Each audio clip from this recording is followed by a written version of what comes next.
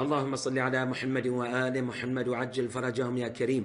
مرحبا بكم أخواني المؤمنين والمؤمنات في فقرة جديدة زادك في دقائق. أهلا وسهلا بكم أعزائي في الحلقة الرابعة من حلقات أسباب المشاكل الزوجية وسبل علاجها. وصلنا معكم إلى السبب السادس، وهو التقريع الدائم واللوم.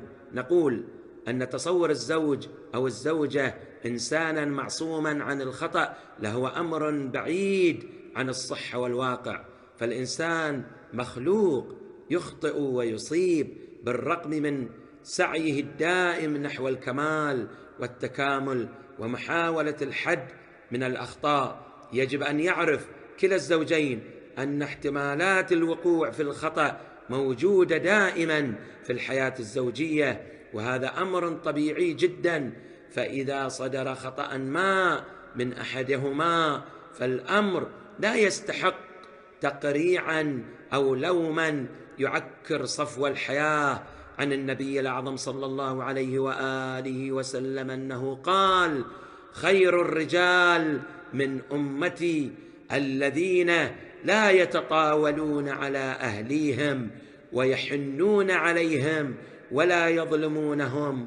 ثم قرأ: الرجال قوامون على النساء بما فضل الله بعضهم على بعض.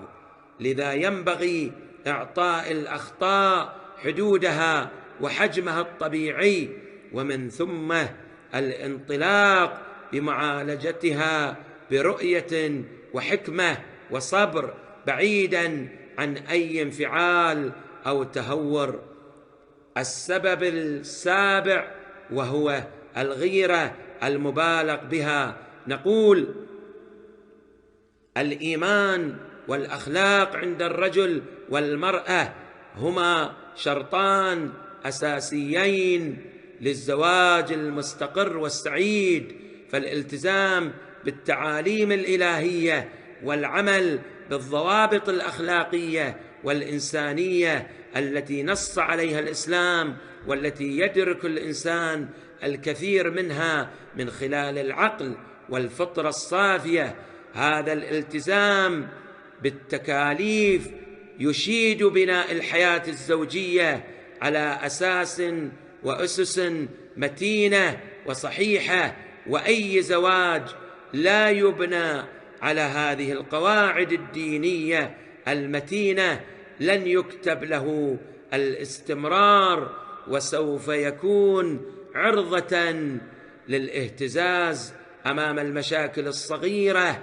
والغيرة هي واحدة من المفردات التي يمكن أن تسبب مشاكل كثيرة في الحياة الزوجية إذا خرجت عن حدها المقبول والطبيعي وتحولت إلى حالة مرضية.